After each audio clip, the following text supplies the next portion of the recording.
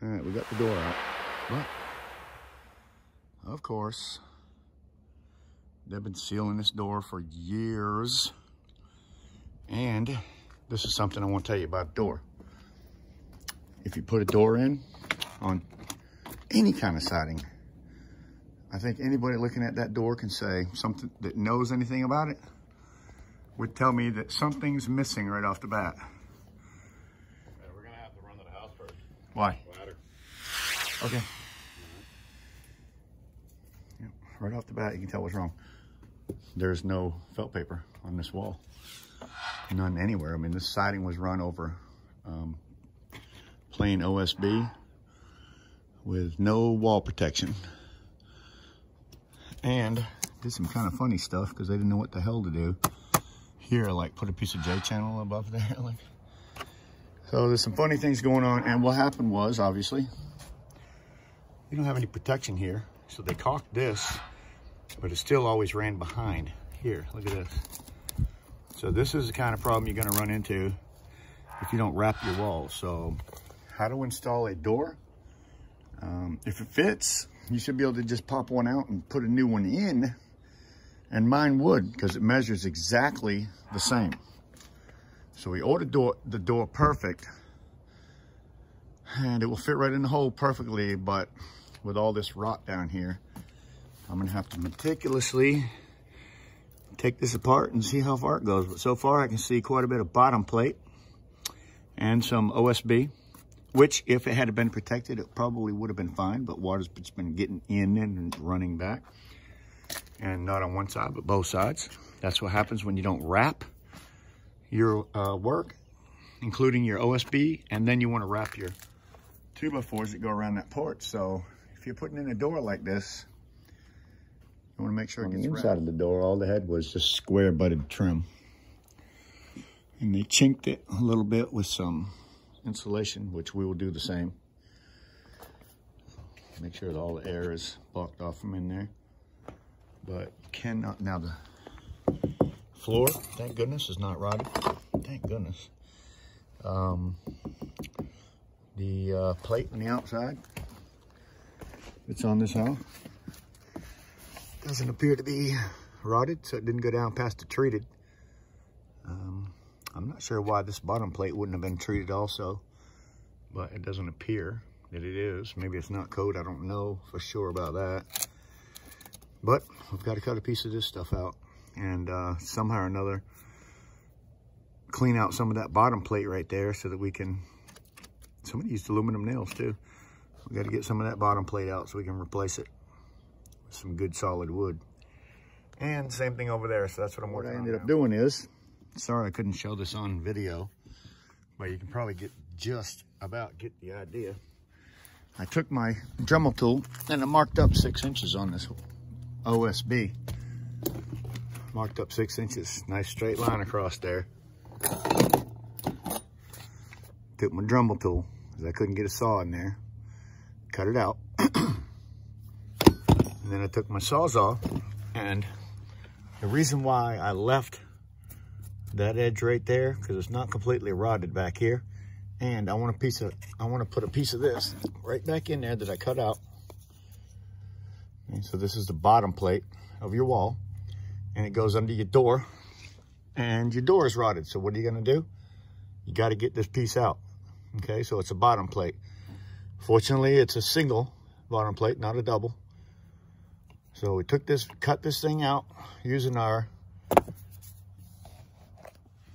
Dremel tool to cut the siding. And then we went back and used a Sawzall, all battery operated, love it, to cut that bottom plate after we removed the siding. Done the same thing on the other side, and we're gonna do the same thing over there. And the reason why I left this nub right here, because when I put my small piece of 2x4 in there, it's gonna be very weak. So what I'm gonna do is put a 2x4 block between here and here, which will set up in here like this. I'll be able to nail into this block, and I'll be able to nail into that block, because you want to secure that thing in there. Once you're got it to where you need it, you're going to want it to be secure. So if you got your bottom plate in there and then you put one crossing both of them, nail it in here, nail it in here. That's going to hold that piece in place, and you can nail that one into there and this one right into here. So it's not too terrible. If you have a rotten door and you notice the bottom's rotting out, if you measured the door properly, you'll have no problems putting it back in the hole that it came out of.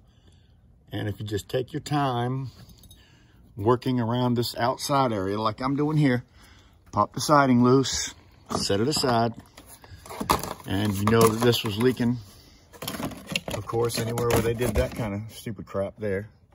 And same thing over here, it was leaking. The J channel doesn't come all the way down.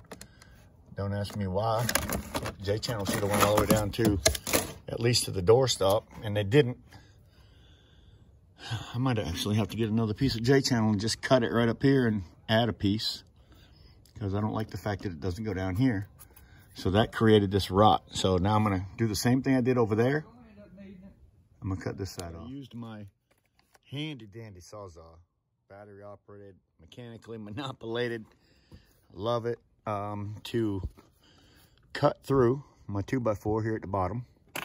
And I just cut it into this inside where the wall is. And of course I didn't want to go through the wall, so you can hear it tapping on the wall when you're in there. And you can guesstimate about how deep you can go just by looking at it. So that gives you an idea, so you're not cutting all the way through your wall. So that's what I did. I just cut me a square piece out. And then of course, you know, these here are nailed from the bottom because it's a wall. So you got to cut the screws here. Shouldn't be any screws down here at the bottom. Should be just sitting there, unless there's somebody put a nail down through the top plate. I mean, the bottom plate through the top.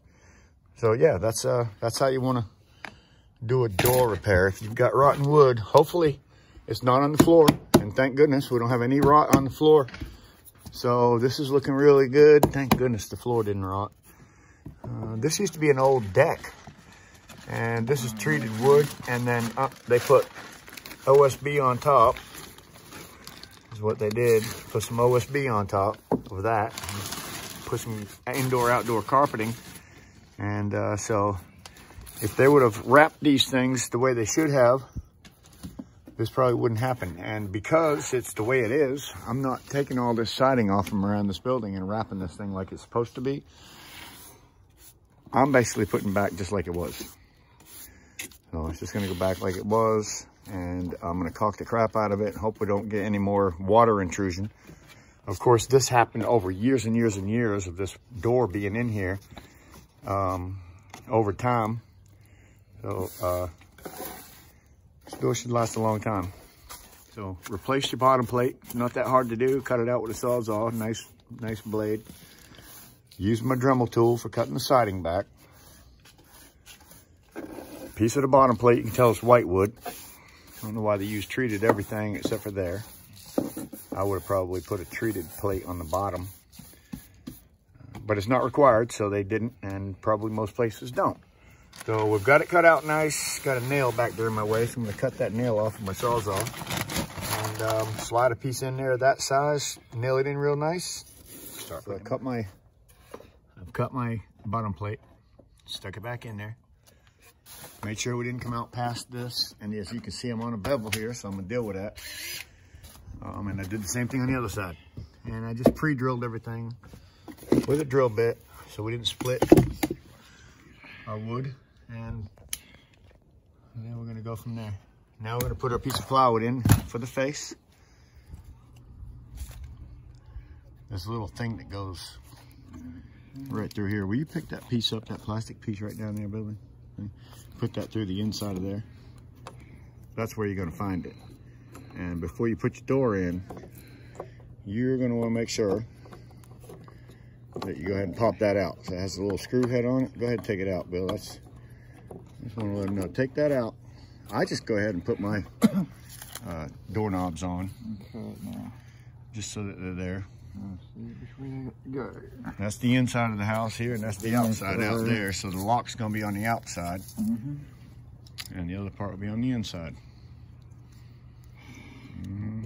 That's where it's gonna be. Okay, so we can actually open this just a little bit.